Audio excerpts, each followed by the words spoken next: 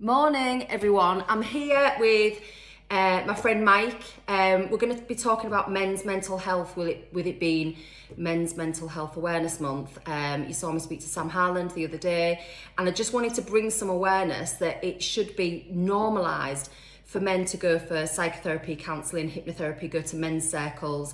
So I've asked Mike to speak to me because he's had counselling, he's had treatments with me in the past. He's going to have some hypnotherapy with me this morning with his wife Jo to motivate them to go to the gym so they're healthier.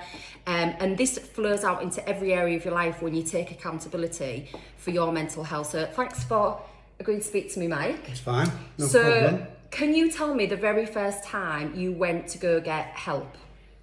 Wow. And why? Very first time, long time ago actually.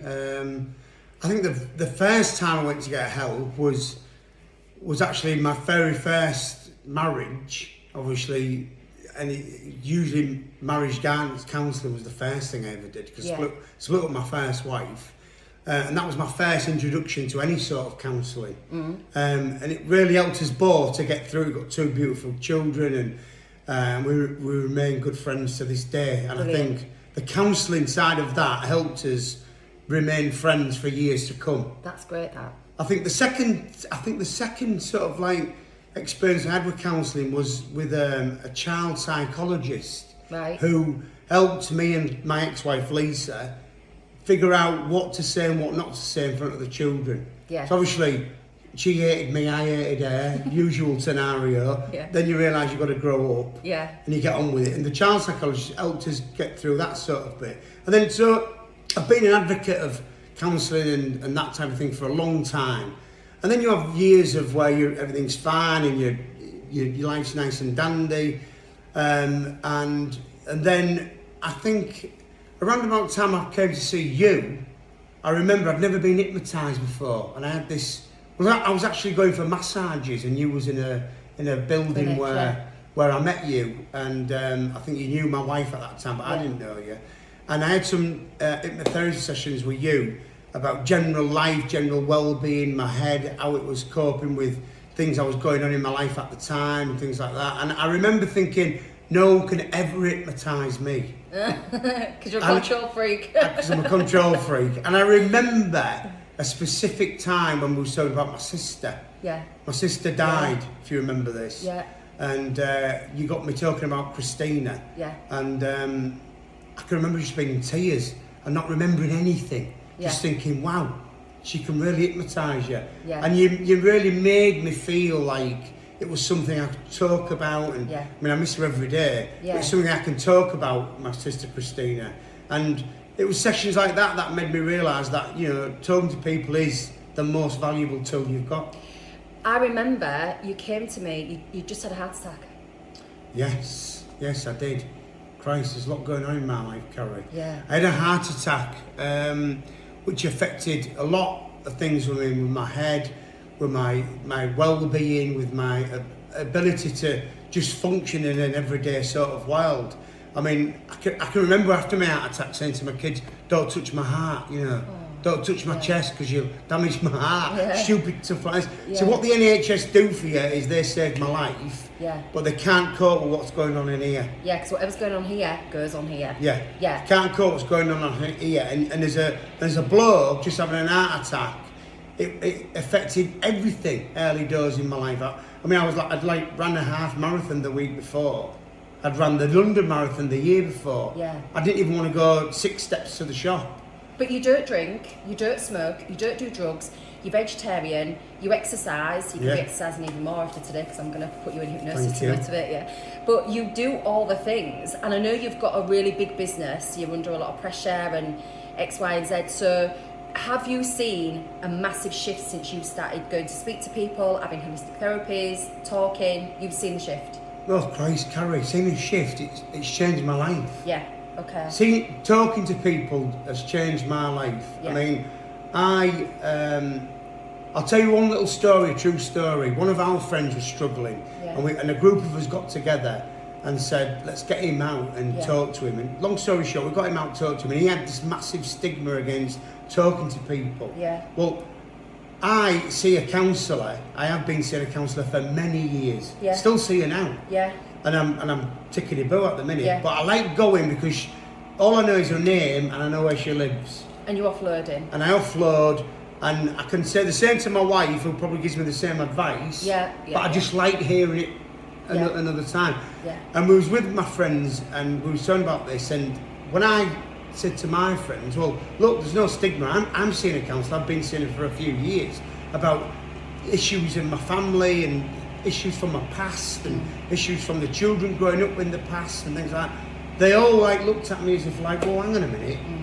You've got the Hollywood kids, you've got the house, you've got the wife, you've got the money, you've got the car. Well, yeah, all that's great. Yeah. But you haven't got nothing unless you've got your mental health stable. And we've never been taught in any of our school years or by our parents, because they didn't know either, how to self-soothe, how to process our emotions, how to meditate, how to use breath to release trauma. We're not taught any of those things, are we? No. None. And they're the most fundamental basic human needs. It's not a subject, is it? No, it's not a subject at school, mental health. No. It might be today and it might be in the future. Yeah. Certainly it wasn't when I was at school. Okay. And like, they were looking at me going, well, why do you need to see someone? I think everybody needs to see somebody. I mean, right, my son went to New York when he was 17. I remember this. And he rings me up one day and he goes, Dad, everybody in my class has a counsellor. I found it weird. And I used to think it was weird, thinking, wow, that's the Americans for you. Yeah. No, they had it right. Yeah. They've got someone to Absolutely. speak to. They talk about it all the time. Yeah. There isn't a subject I won't talk about with my wife, with you, Yeah. somebody I respect as a professional Yeah. in what you do. I see how many people you help. Or my counsellor, for instance, who I've recommended to so many men. Yeah. It's usually men. Yeah. And do you know what, Kerry? It's really strange that we're having this conversation because over the last 3 months, one very good friend and one friend I know have both committed suicide. Yeah, it makes me weep because there's no need for it. And it breaks my heart to think about them two guys who are lovely people, played football with them for a lot of years, and, and where they are now and where their families are. And it's easy to say, just talk to somebody, but it's not easy to do.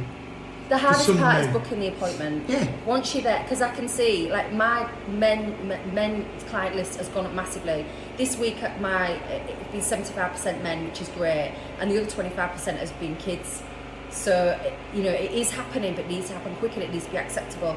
But, you know, men will come and sometimes they won't tell you something huge that is locked in and it's affecting every area of their life, their marriage, their kids, their job, everything's locked in and coming out, spilling out all over the place because they feel like they've always been told, don't cry, stop crying, pull yourself together, man up, all these things. Yeah. Men need to cry. Tears are there to rinse away emotions. They're there for a reason, and your body, you know, emotions are, you've got to let it out. It's like being emotionally constipated should not be a thing anymore. You should be able to just bleh to someone, and it should be available on the NHS so much more readily than it is now. Yeah, I think expressing your emotions is an easy way, not an easy way, a way of just making yourself feel better at times.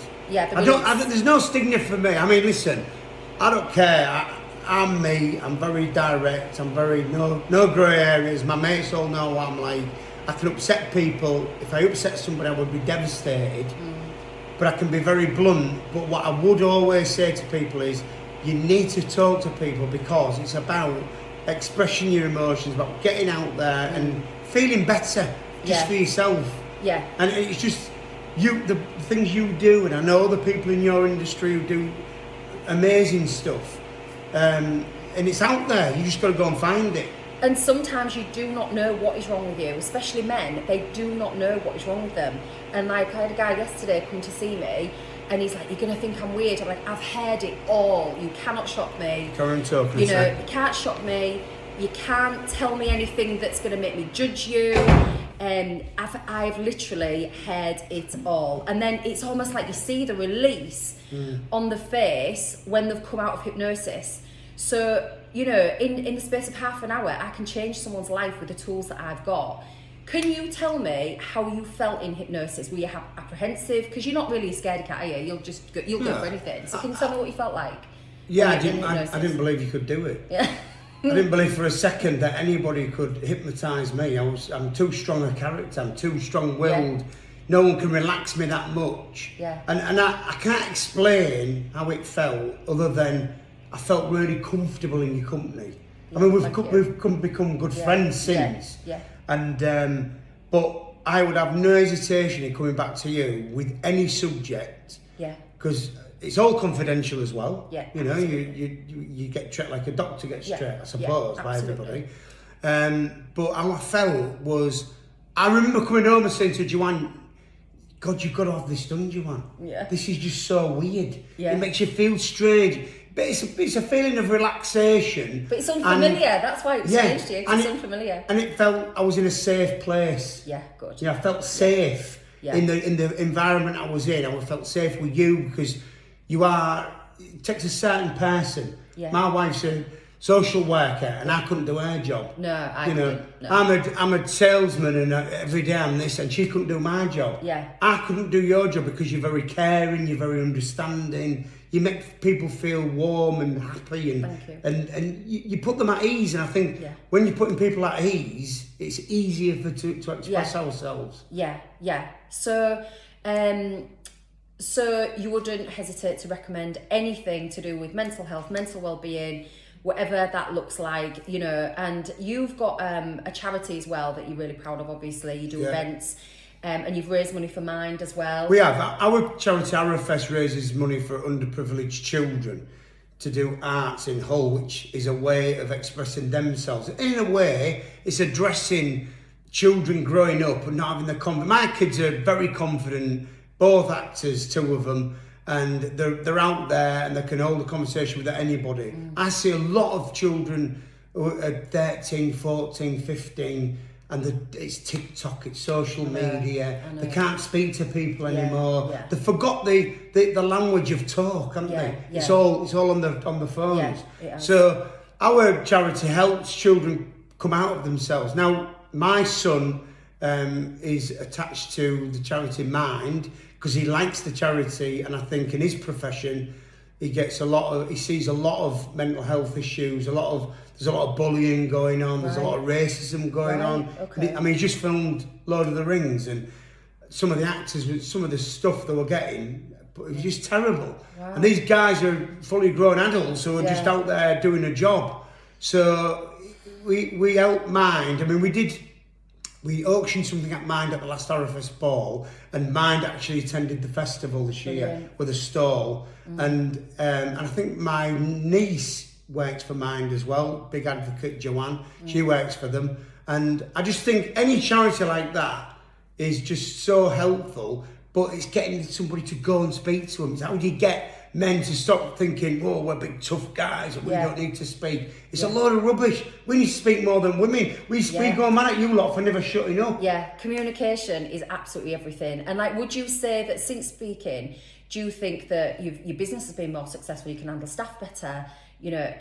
Well, it's really strange, Kerry, because, I mean, this sounds all set up, but it is not set up, I'll tell you. We started gabbing, I just went, let's just We did. A year ago, about 18 months ago, we went on a let's be the best employer in the industry type of thing. Yeah. And so we're looking after our employees. We have about 750 employees. So we've been having regular meetings with the staff. We've created a works council to talk about. And I had my last one only this Wednesday. Yeah. Just gone with HR and 17 members of staff representing everybody. And we're talking about we've done a menopause day. Yeah. We've brought in people to speak about the menopause. We've brought in Mind, they're coming in on the next one. We've brought in cancer research people, just to talk. And in that room, we got talking about mental health with the guys, and the guys are saying, out of 17 people, there was I think 9 guys, and there's only 2 other people been to a counsellor in their whole life. And it was like, you got to toughen up, you got to be man up, you got to all that type of attitude. Well, that's Neanderthal, so it's all gone. But we all have, people come to me for stuff, and it doesn't have to be a massive, massive trauma in their life that's kicked off a series of ailments, aches and pains, injuries, or an issue, a phobia. something, a breakdown. It could be something that's a very minor trauma, and I call them micro traumas. So the most common one when I open up someone's subconscious is being dropped off at nursery or school. Wow. Because it's actually, when you think about dropping your child off at nursery at school, it's not great, is it? You've got this kid that's been with you since the day they're born, and you go leave them with all these other snotty-nosed kids and these strangers in this strange building, and you go, I'm coming back, and you don't come back, and they're screaming. They don't know that you're not coming back. They do not know, because they're not cognitively mature enough to know that mummy's coming back. There's a bit of separation anxiety there, isn't Absolutely. That locks in the nervous system. You've got cortisol and adrenaline. And then the next time it happens, and the next time it happens, and this can snowball. You can bury it and then forget all about it, and then something can trigger it in your adulthood or your teens, and boom, there we go. But like I'll go back to my wife being a social worker, she relates everything to your childhood. Everything that happens in your childhood comes back to you in later life. Yeah, 99% of the time, yeah. Right, and I'm the youngest of 7 kids, growing up in the 50s and the 60s. Yeah. You know, it's like, you just got on with it, didn't you? Yeah, you had to. Nobody ever had a conversation like this 20 years ago. Not a chance. No. We'd have been locked up, me and you, for having this conversation. Do you know what I mean? Yeah. So, but I think you are right, no matter how small or how big the problem is, don't let it get to be a big problem. No. Talk about it before. Or if you don't want to go see someone, it's as simple as journaling. Get a book and put the day on every page, and just write down how you're feeling. Regurgitate all the junk, brain dump onto the page, and it gets it out of your physical body, and there's a part of your brain that helps you process trauma and emotions when you write it down. So if something's really upset me, I go to my diary, write it down, I'll burn it, do whatever I need to do with it so no one finds it. And I feel alright. It doesn't keep me up at night. And not every subject has to be one of like life or death. Yeah. You know, like I've asked you to come and speak to me and Joe about getting back into the gym. Yeah. Because I've just relaxed on the gym and I want to get fitter again and blah blah blah. And I'm playing a bit of squash, and we've joined a local gym, but we want a bit of motivation. And I know you hypnotising me and Joe will make me feel, if nothing else, it'll make me feel like, right, I need to go back to the gym. I want to go back to the gym, and that's why. And that's an issue that is not. It can be like a -10 in some people's problems. But if you think about it, we need to move to feel good. Your body releases a cocktail of hormones.